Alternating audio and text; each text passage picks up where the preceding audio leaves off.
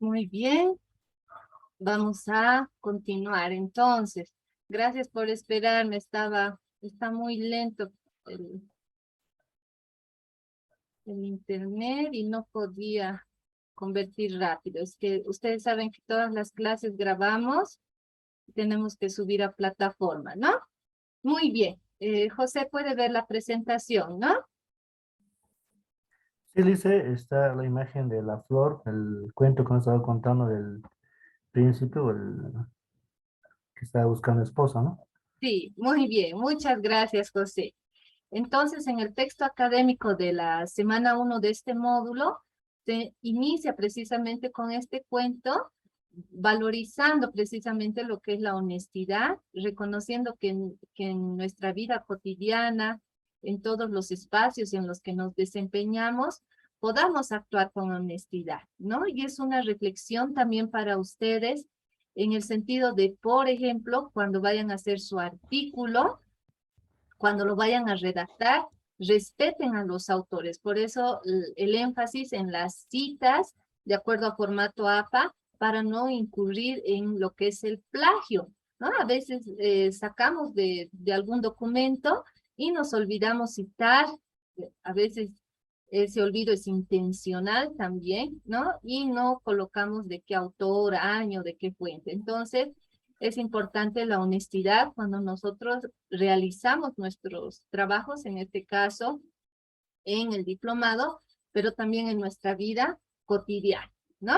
Muy bien. Entonces, vamos a ver ahora los elementos principales de lo que es la inteligencia emocional, ¿sí? Reconociendo la neurodiversidad.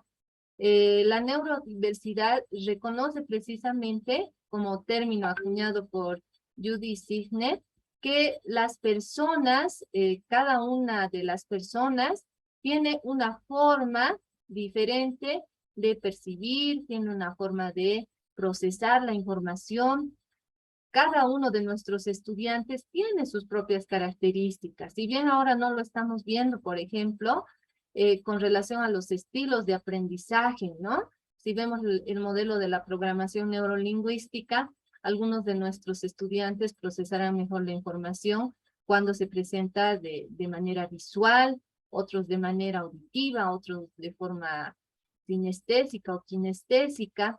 Entonces, en el aula, nosotros podemos identificar estudiantes con diferentes ritmos, con diferentes características, y la neurodiversidad hace referencia precisamente a esas diferentes tipologías neurológicas en donde confluyen pues la experiencia de nuestros estudiantes, pero también, ¿no? Incluso aspectos genéticos que son transmitidos de sus padres a nuestros estudiantes.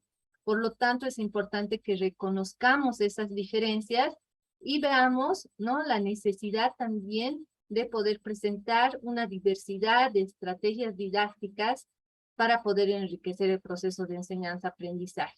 Y en muchos casos, incluso hacer adaptaciones curriculares para poder responder a las necesidades ya particulares de uno o más de nuestros estudiantes.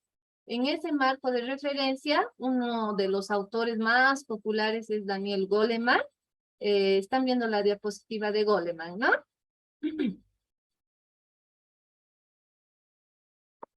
Y, Era así.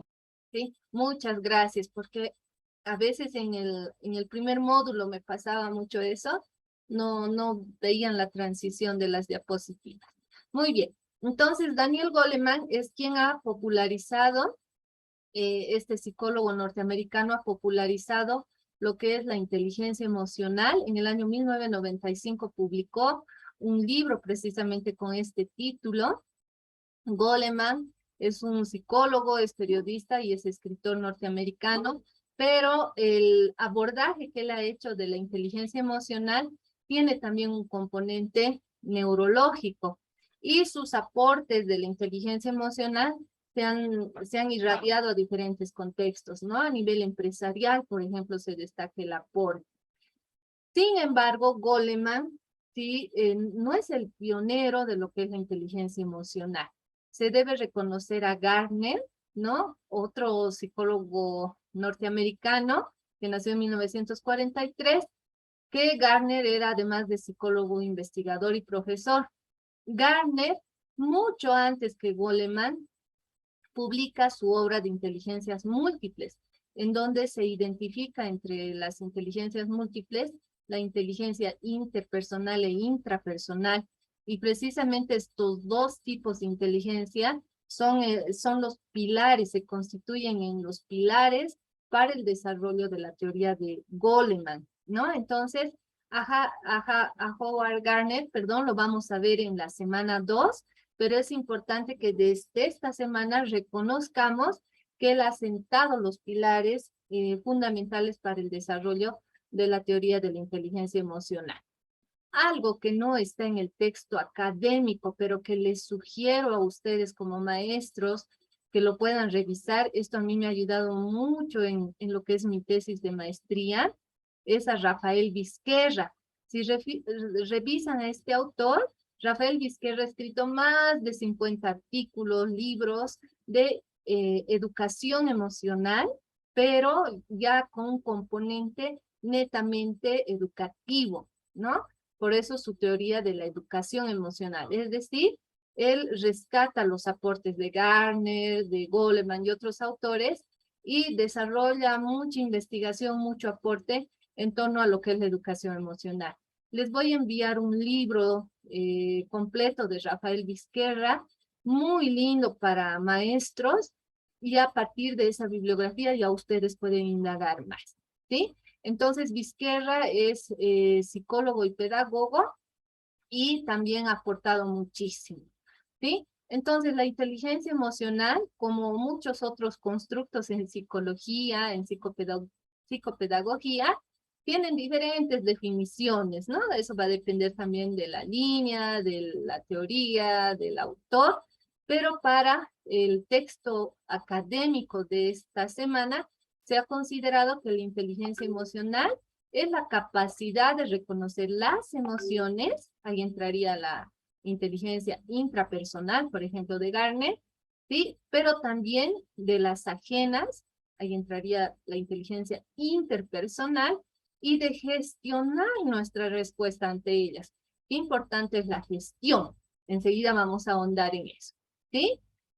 Tenemos aquí otra definición, que la emoción, ¿sí? Es una reacción afectiva intensa de aparición aguda y de breve duración, determinada por un estímulo, ¿sí? La anterior definición era de inteligencia emocional, pero es importante también reconocer qué es una emoción.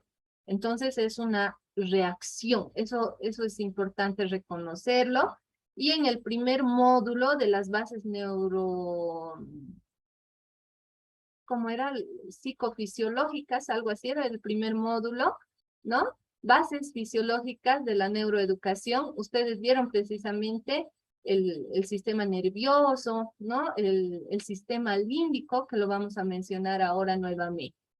Entonces, las emociones son reconocidas. Aquí tenemos a un estudiante que le dicen que tiene examen, ¿sí? Entonces él en su percepción pues algo sobredimensionado el examen por lo que involucra. Para algunos estudiantes cuando les decimos examen, ¿no?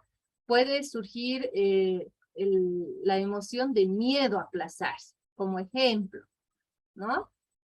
Ante ese estímulo de examen, para algunos estudiantes la respuesta será rabia si es sorpresa. Una cosa es que el examen sea programado, planificado, a que el docente le diga, bueno, saquen una hoja, examen sorpresa, ¿no? Algunos, porque rabia.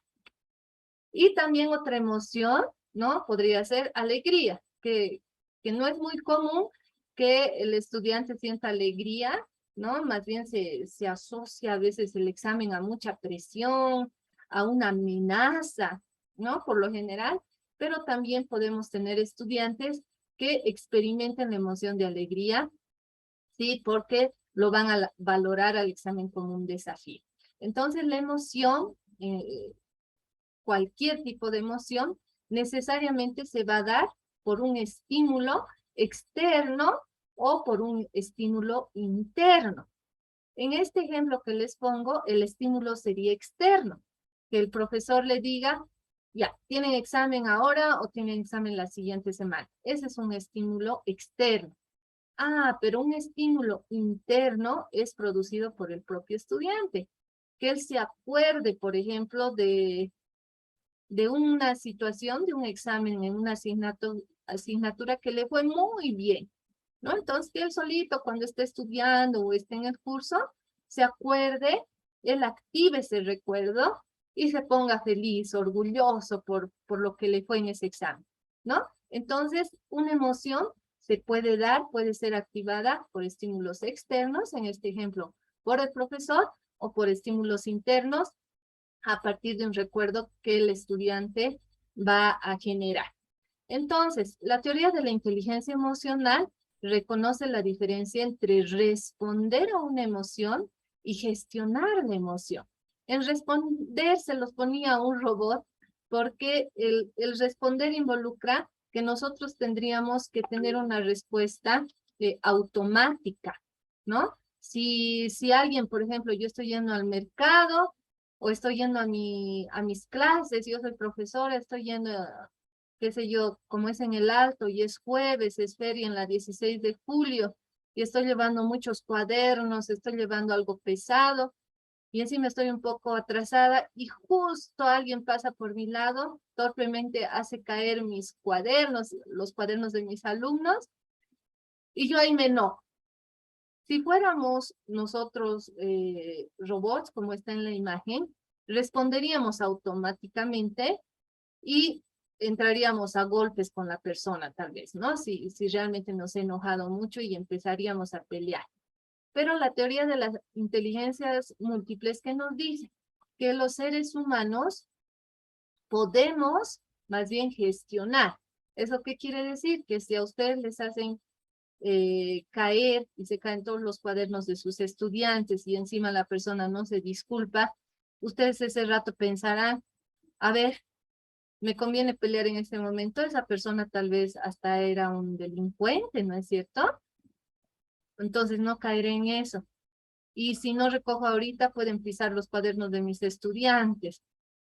Ahorita si me pongo a pelear, tal vez me lleven a la policía, ¿no? Entonces en ese momento no es que no sentimos rabia, ¿no? Por lo que nos han hecho, que puede ser un accidente, pero a veces hay personas que, aunque sea accidente, no se disculpan. No es que no tengamos rabia, pero la teoría de las inteligencias múltiples nos dice que nosotros podemos reflexionar, tendríamos que analizar cuáles serían las consecuencias. María, por favor, apague su micrófono, por favor. Muy bien. Entonces, eso es importante reconocer en la teoría de las inteligencias múltiples, que se reconoce la capacidad del ser humano para poder analizar cómo actuar ante una determinada emoción. Aquí tenemos una fotografía. ¿Ustedes como maestros reconocen quién es esa persona con gorrita blanca? Ha sido una fotografía viral. Es un profesor que en tiempo de pandemia fue a buscar a sus estudiantes a sus casas. Muy bien, muchas gracias, Leonor. Exactamente, exactamente. En el tiempo aquí arriba está el coronavirus. A ver, voy a mover un poquito.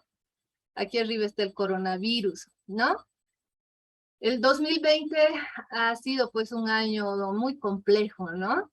Muy complejo. En marzo la OMS determinó una pandemia.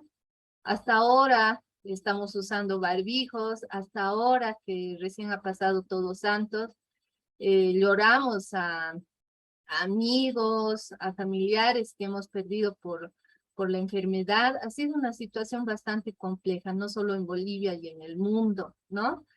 En la primera ola especialmente no teníamos vacunas, no habían barbijos, no había medicamentos, oxígeno. Realmente ha sido una crisis en muchas dimensiones. Y la educación no ha estado exenta de eso, ¿no? Se ha cortado de golpe las clases, padres, alumnos, profesores, no estábamos preparados para una educación virtual, ¿no? Muchos papás decían, aunque pierde el año mi hijo, yo no lo mando después de la cuarentena rígida o dinámica. Por eso más de un año nuestros niños no han estado en clases presenciales. Sé que ha sido diferente el panorama en el área rural y urbana, pero en la primera ola, que ha sido la más terrible, ¿no? Precisamente aquí tenemos a un maestro que durante la pandemia iba a pie, ¿no? Donde sus estudiantes, para que no se puedan perjudicar. Este maestro, como todos nosotros, seguramente ha tenido miedo, ¿no? Miedo a contagiarse, miedo que si se contagiaba lleve la enfermedad a su casa, ¿no? No sé realmente qué personas no habrán tenido miedo en algún momento durante la pandemia, pero la mayoría, de acuerdo a la OMS, ¿no? Ha tenido cuadros de, incluso hasta de angustia, de ansiedad, de estrés. Entonces, este maestro, ¿no? Les ponía de ejemplo, ha tenido también el que pensar, ¿no? Pensar, a ver, si me quedo aquí, ¿qué va a pasar con mis estudiantes? Si voy donde mis estudiantes, ¿no? ¿Cómo voy a ir? ¿Con barbijo? ¿Cuántas horas voy a caminar? ¿No? Entonces él ha tenido que pensar muchas cosas para decidir antes de dirigirse a sus estudiantes. Y a partir de todos aquellos pensamientos, de acuerdo a la teoría de la inteligencia emocional, él ha desarrollado algún tipo de emoción, ¿no? Si él hubiera pensado, si voy, seguro me contagio y me muero, seguramente su emoción iba a ser, pues, un miedo, pues, terrible que lo iba a paralizar y no iba a dejar que salga. Pero si él ha pensado, ¿no? Ya hay el riesgo de que me contagie, de que me enferme, pero si tomo las precauciones, mis estudiantes necesitan, entonces su emoción también ha debido ser miedo, pero no un miedo así tan grande que lo ha paralizado, y eso se ha manifestado en su conducta, que más bien se ha atrevido a salir y caminaba mucho, y hasta le han donado una motocicleta, ¿no es cierto? Y ha sido pues un ejemplo para muchos maestros que han podido romper ese su miedo, ¿no? Todos teníamos miedo, pero de acuerdo a la teoría de la inteligencia emocional, voy a volver a subir porque ya está el coronavirus ahí arriba. De acuerdo a la teoría de la inteligencia emocional, el tipo de pensamiento que nosotros tengamos, cómo vamos a valorar el problema, qué significado le vamos a dar, va a influir de manera directa en nuestra emoción y por lo tanto va a repercutir en nuestra conducta. A ver, voy a pasar. Muy bien. En este escenario tenemos dos formas elementales de inteligencia emocional, de acuerdo a Goleman también. Esto está en el texto académico. La inteligencia intrapersonal, que tiene que ver con aquella capacidad de nosotros, de cada persona, desde que somos pequeños, de reflexionar continuamente qué producen nuestras emociones, cómo nos sentimos en este momento. Las personas que tienen deficiencia en el desarrollo de esta inteligencia intrapersonal pueden estar tristes y cuando alguien les pregunta, ¿qué te pasa? No sé, pero no, ni yo mismo me entiendo a veces, uno puede responder, ¿no es cierto? Pero esta inteligencia intrapersonal nos permite reconocer qué nos hace sentir como nos estamos sintiendo en ese momento, cómo también nosotros podríamos regular esta emoción, ¿sí? Y la inteligencia interpersonal ya tiene un carácter más sistémico, que tiene que ver cómo entre personas nos relacionamos en la vida cotidiana. Por más que como maestros nosotros tengamos un problema en nuestra casa, porque somos seres humanos, ¿no? Tal vez justo hemos tenido un conflicto antes de salir a clases, no nos podemos hacer pagar con nuestros estudiantes y ser torpes, ¿no es cierto? Porque tenemos que ser empáticos y ver si nosotros vamos, por ejemplo, con toda esa carga emocional a clases y empezamos a reñirles o a no ser afectuosos como solemos ser, ¿no? Estamos siendo empáticos y siendo conscientes del impacto que vamos a tener en nuestros estudiantes. Ahora, eso no quiere decir que como maestros vamos a ser, pues, personas que no sean afectadas por sus emociones. Claro que vamos a ser afectadas, pero esta inteligencia interpersonal nos ayuda a regular las emociones que experimentamos, ¿sí? Para tener una relación sana con los demás. Y lo mismo, si nosotros vemos un estudiante en el aula que no participa, que está como que con su mirada perdida, que es muy lábil emocionalmente. Lábil emocional significa que si un compañero se hace la burla, ese rato se pone a llorar, ¿no? O si alguien le dice algo, reacciona, ¿no? Son reacciones emocionales que no tienen mucha coherencia con el nivel del estímulo. Entonces, si vemos a ese estudiante, ¿no? En el aula, nos tendremos que sentar, ¿no? A reflexionar qué le estará pasando. ¿No estará viviendo una situación de violencia intrafamiliar? ¿No estará viviendo una situación de violencia en la relación con sus compañeros? ¿Por qué está así? ¿No? Entonces, no, como maestros no podemos dejar de pasar desapercibidas ciertas conductas en nuestros estudiantes que nos puedan estar manifestando algún conflicto emocional. Y eso precisamente aporta la inteligencia interpersonal. De acuerdo a Goleman, tenemos dos mentes, la mente racional y la mente emocional. Gardner y Vizquerra no están de acuerdo con Goleman en este punto, porque ellos dicen, Goleman se equivoca porque en realidad tenemos solo un cerebro, ¿no? Solo tenemos un cerebro anatómicamente confirmado y bueno, pues es en el cerebro que enseguida vamos a repasar algunos elementos de neurofisiología. En este único cerebro es que se va a desarrollar todo lo que es la reflexión, el pensamiento, ¿no? En torno a una situación y la experimentación de una emoción, ¿no? Es decir, Goleman, pero divide así, ¿no? Este es el planteamiento de Goleman. Va a haber una mente racional que va a analizar una situación, que va a ser capaz de regular, ¿no? Una emoción. Si yo, por ejemplo, no sé, le encuentro a mi esposo que me está haciendo infiel, ¿no? Mi mente racional me dirá, Nora, no lo mates, ¿no? Pensé en tus hijos. Bueno, en mi hijo, tengo un hijito. Piensa en tu hijo, ¿qué vas a hacer si te llevan a la cárcel? Eso diría la mente racional, según Goleman, ¿no? Pero la mente emocional, al yo ver que mi esposo me está haciendo infiel, pues yo voy y lo pego, o voy y me suicido, ¿no? Entonces, Goleman plantea esa diferencia, que la mente emocional hace que nosotros actuemos al calor del momento, al calor de las emociones, sin pensar, sin reflexionar en las consecuencias de nuestros actos, ¿sí? Pero esa es una crítica que le hace Gardner y Vizquerra. Muy bien.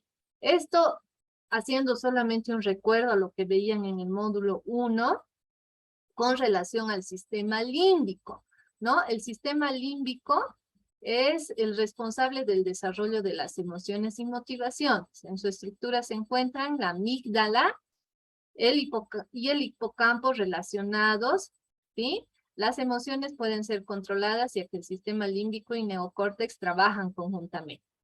Es decir, en el neocórtex, ¿no? Se plantea a nivel neurológico, de acuerdo a Goleman, que está el cerebro racional, donde nosotros procesamos conscientemente la información, hacemos un análisis real de la situación, etcétera, ¿no? Y ayudamos a regular precisamente a lo que es el cerebro emocional, que está básicamente formado por lo que es todo el sistema límbico y nos ayuda a regular estas emociones, ¿no? Son elementos de nuestro sistema nervioso que se complementan. Ahora bien, una persona que solamente piensa y solo calcula, tampoco, ¿no? Un extremo es uno actuar sin pensar y el otro solo es pensar y súper recontra regular nuestras emociones. Entonces, en la teoría de la inteligencia emocional, lo que se trata, ¿no? De lo que se trata es de que la persona desde pequeña aprenda a regular sus emociones, pero que tampoco se vuelva una persona fría y calculadora, ¿no? Eso es importante también. Muy bien, tenemos el secuestro emocional. Aquí no se ve, no ha salido esto. Ah, ahorita va a salir. A ver, ¿alguien se anima a decir quién se ha reído cuando en la calle ha visto que se ha caído una persona? ¿Alguien se ha reído? ¿O nadie? Nadie se ha reído. Bueno, yo confieso que sí me he reído alguna vez que he visto que se ha caído alguien, ¿no? Cuando era niña, me acuerdo un señor que era sastre en la zona donde vivía, en Villa San Antonio. Justo salimos y mi perro, ¿no? Por pasar corriendo le hizo caer y bueno, yo me reí. Uno se puede reír de las caídas de otros, se puede reír de, no sé, tal vez de un colega, ¿no? Tal vez les comenta que no le ha ido bien en su examen de ascenso, de categoría, pero les cuenta con un gesto, con una cara, ¿no? Que es un poco graciosa y ustedes se ríen. A esto, sí, se llama secuestro emocional. ¿Por qué secuestro emocional? A ver, no me está saliendo aquí. Ah, aquí está. Se llama secuestro emocional. ¿Por qué se explica esto? Porque aquí el neocórtex no ha intervenido. Se supone que cuando alguien se cae, nosotros tendríamos que acercarnos y ayudarle a la persona, ¿no es cierto? Preguntarle, ¿está bien? ¿Le puedo ayudar? ¿Se ha lastimado? Esa debería ser nuestra reacción racional, ¿no? Y no reírnos. Pero alguna vez se puede dar eso. Entonces, en la teoría de la inteligencia emocional, a esto se llama secuestro emocional, cuando nos ganan las emociones, ¿no? Cuando el neocórtex no interviene y no podemos nosotros analizar eso, ese cuidado que le deberíamos dar a la persona, ese primer auxilio.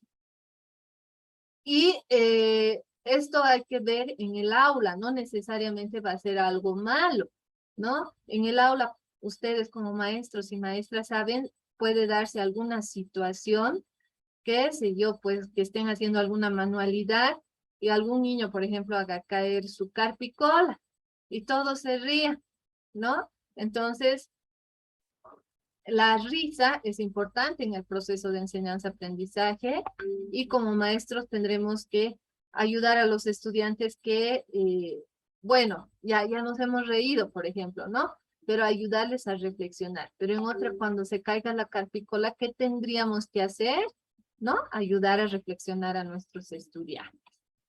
Muy bien, entonces tenemos diferentes tipos de emociones. Estas son algunas de las emociones principales. Se tienen más de 15 emociones. En el libro, en los libros que les voy a enviar van a encontrar otras clasificaciones, ¿no? De todas maneras, tenemos el miedo, la alegría. Algunos autores diferencian alegría y felicidad como emoción y sentimiento. Otros tratan de alegría y felicidad como emoción, ¿no? Indistintamente, eso va a depender de los autores. Tenemos el enojo, que está en el texto académico. Algunos autores indican que es enojo o ira. Algunos indican que la ira ya es una expresión mucho más elevada del enojo. Eso va a depender del autor. Tenemos la tristeza y la sorpresa. Muy bien. A ver.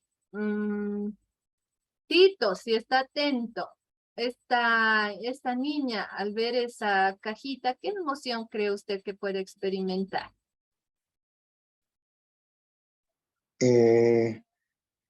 Puede ser una reacción como una sorpresa, también al mismo tiempo como un susto. Eso, muy bien, muchas gracias, Tito, y gracias por estar atento. Sí, puede ser emoción, la emoción de sorpresa, ¿no? O susto también va a depender, tal vez justo le da miedo los payasos, ¿no? O solamente sorpresa. Muy bien, entonces se puede presentar una o más emociones al mismo tiempo. Gracias, Tito. María, si está atenta, por favor. Cuando un niño, y este niño en particular, por la expresión de su rostro, recibe un beso de su mamá, ¿qué emoción cree usted que puede estar experimentando? Una emoción de felicidad, licenciada. Eso, muchas gracias, María. Buenas noches. Sí, felicidad o alegría, ¿no? Muy bien. Entonces, en estas diapositivas, ustedes pueden leer orientación a jugar. Les sugiero a aquellos que no conocen esta orientación a jugar. Es una página muy buena, tiene recursos muy lindos de inteligencia emocional para maestros, ¿sí? Muy bien. Entonces, estas emociones, ¿sí? Que habíamos visto, algunos autores las clasifican, ¿no? Existen diferentes tipos de clasificación. En el texto académico se reconoce en particular este tipo de clasificación para lo que son las emociones. Tenemos las emociones primarias, que se dividen a su vez en adaptativas o desadaptativas, ¿no? Por ejemplo, la emoción del miedo puede ser adaptativa. Si Tito tiene miedo a que lo asalten, por ejemplo, después de la fiesta del Día del Maestro, tal vez entre colegas han organizado una super fiesta, porque en 2 años de pandemia no han podido compartir entre colegas, entonces Tito dice, ¡ah! Tengo miedo a que me asalten. Entonces, ese miedo puede ser una emoción primaria adaptativa. ¿Por qué? Porque le va a ayudar a Tito a irse a una hora prudente de la fiesta, a poder llamar a un taxista que sea de su confianza, que sea un amigo de la familia. Va a hacer que Tito no consuma mucha bebida alcohólica, sino puede brindar, pero con límite. ¿Qué más? Cuando se esté yendo de la fiesta va a tener que llamar también a su familia. Es decir, él va a tomar una serie de previsiones, ¿no es cierto? Entonces, ese miedo, como emoción primaria, va a ser adaptativa, porque le va a ayudar a Tito a cuidarse. Y ese miedo precisamente va a ayudar a que él esté más seguro, por lo menos que dentro, en el marco de su responsabilidad, por lo menos él dé de su parte para cuidarse y no lo asalte. Ah, pero Tito también puede sentir ese miedo como emoción primaria, pero ya ser una emoción desadaptativa. ¿Qué significaría eso? Que Tito, al tener miedo a que lo asalten por ir a la fiesta del Día del Maestro con los colegas de su escuela, diga, no voy, definitivamente no voy a la fiesta, y no voy a ir a la fiesta de fin de año, ni a la fiesta del Día del Padre, ni a ninguna fiesta. ¿Por qué va a ser desadaptativa? Porque ese miedo va a hacer que Tito ya no comparta con sus colegas, ¿no? Se vaya apartando, se vaya aislando socialmente. Entonces las emociones pueden generar eso también. Y en el COVID, en la pandemia por COVID-19, ha pasado eso. Muchas personas han quedado un poco hasta traumadas, ¿no es cierto? Entonces una misma emoción, en el ejemplo el miedo, puede ser adaptativa o desadaptativa. Adaptativa porque nos va a ayudar en el aula, en la vida cotidiana, a poder afrontar de mejor forma un problema. Igual, si hablamos con la exposición, un estudiante puede tener miedo a una exposición oral. Si tiene miedo, se va a preparar más, va a estudiar más, va a hacer bien sus papelógrafos, etc. Pero ese miedo a la exposición oral va a ser desadaptativa, como emoción. Si el estudiante, no sé, pues le dice, convence a sus compañeros de que ellos expongan, que él va a hacer el informe del trabajo, y así pasa todos sus años de escolaridad sin defender al frente, porque es la muerte, ¿no ve? Entonces, ahí está evitando el resolver la situación que le genera esa emoción. Tenemos las emociones secundarias, que son reacciones ante la emoción primaria. Entonces, seguiremos con el ejemplo de Tito. ¿no? El miedo a que lo asalten puede generar a su vez una reacción, una emoción secundaria, ¿no? ¿Qué podría ser? Por ejemplo, si es el miedo adaptativo, una emoción de alegría al saber que el taxista de su confianza le dijo que le va a llevar y le va a recoger. Entonces, él a partir del miedo que tenía que lo asalten, pero por la confirmación del taxista, va a sentir alegría porque ya está más seguro, se siente más seguro, entonces va a ir tranquilo a la fiesta, ¿sí? Entonces, las emociones secundarias se derivan de las primarias. Y finalmente tenemos las instrumentales, que son aquellas que se aprendió que tienen consecuencias, ¿no? Un estudiante puede haber aprendido que cuando un docente lo ve triste, porque hay estudiantes también que manipulan el ambiente, cuando lo ve triste es más condescendiente con el incumplimiento de sus tareas, ¿no? Entonces él, como le funcionó con un profesor, el estar triste, cabizbajo en clase, y la primera vez era totalmente real, entonces ya para una siguiente clase no es que van a fingir, pero que si tienen algún problema y está triste ese estudiante, lo va a expresar un poquito más exagerado porque sabe que los maestros hasta le van a perdonar que no haya hecho su tarea, ¿no? Entonces, esa es la diferencia entre emociones primarias, secundarias e instrumentales. Muy bien, se reconoce también en este módulo, específicamente en esta semana, que las personas con éxito en la vida no necesariamente son aquellas con un coeficiente intelectual alto, sino también se reconoce la necesidad de que tengan un coeficiente emocional elevado, ¿no? Eso es muy importante. Al grupo de WhatsApp les voy a enviar un test, una prueba, que la pueden aplicar para ver el nivel de inteligencia emocional de sus estudiantes. No está en el contenido del módulo, pero creo que es un recurso importante para ustedes, ¿no? Muy bien. Tenemos entonces 4 elementos importantes de la inteligencia emocional: la autoconciencia, la autorregulación, la empatía, la motivación y las habilidades sociales. La autoconciencia tiene que ver con el hecho de que nosotros sepamos qué sentimos, que estemos conscientes, reconozcamos qué sentimos y por qué lo sentimos, ¿no? ¿Qué está generando esa emoción en particular? Y eso se tiene que trabajar desde chiquititos, como maestros, de este nivel inicial, ¿no?